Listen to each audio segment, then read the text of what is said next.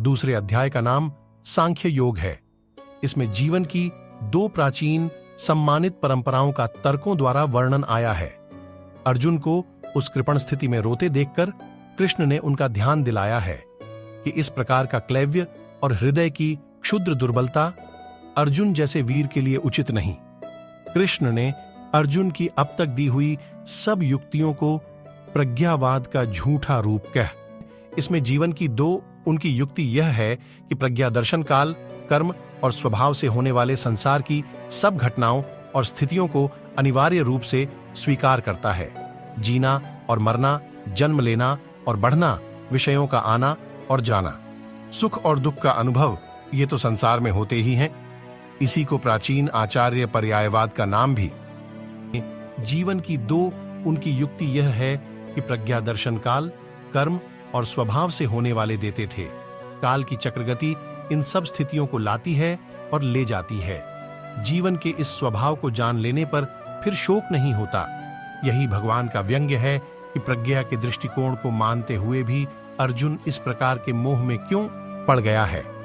ऊपर के दृष्टिकोण का एक आवश्यक अंग जीवन की नित्यता और शरीर की अनित्यता था।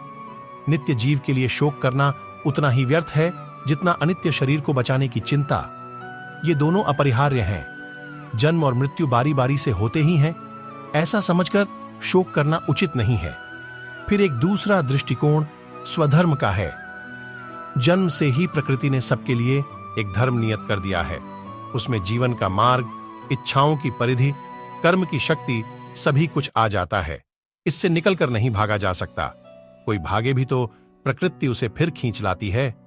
इस प्रकार काल का परिवर्तन या परिमाण, जीव की नित्यता और अपना स्वधर्म या स्वभाव, जिन युक्तियों से भगवान ने अर्जुन को समझाया है, उसे उन्होंने सांख्य की बुद्धि कहा है। इससे आगे अर्जुन के प्रश्न न करने पर भी उन्होंने योग मार्ग की बुद्धि का भी वर्णन किया। यह बुद्धि कर्म या प्रवृत्ति मार्ग के आग्रह की बुद्धि है। इसमें कर्म करते हुए कर्म के फल की आसक्ति से अपने को बचाना आवश्यक है। कर्म योगी के लिए सबसे बड़ा डर यही है कि वह फल की इच्छा के दल में फंस जाता है। उससे उसे बचना चाहिए। अर्जुन को संदेह हुआ। बाह्य इंद्रियों की अपेक्षा मन के संयम की व्याख्या की है। काम, क्रोध, भय, राग, द्वेष के द्वारा मन का सौम्य भाव बिगड़ जाता है और इंद्रियां वश में नहीं रहती। इंद्रिय जय ही सबसे बड़ी आत्मजय है। बाहर से कोई विषयों को छोड़ भी दे तो भी भीतर का मन नहीं मानता। विषयों का स्वाद जब मन से जाता है तभी मन प्रफुल्लित, शांत और सुखी होता है। समुद्र में नदियां आकर मिलती हैं, पर वह अपनी मर्यादा नहीं छोड़ता। ऐसे ही संसार में रहते हुए, उसके व्यवहारों को स्वीकारते हुए अनेक कामनाओं का प्रवेश मन में होता रहता है, किंतु उनसे जिसका मन अपनी मर्यादा नहीं खोता, उसे ही शांति मिलती है।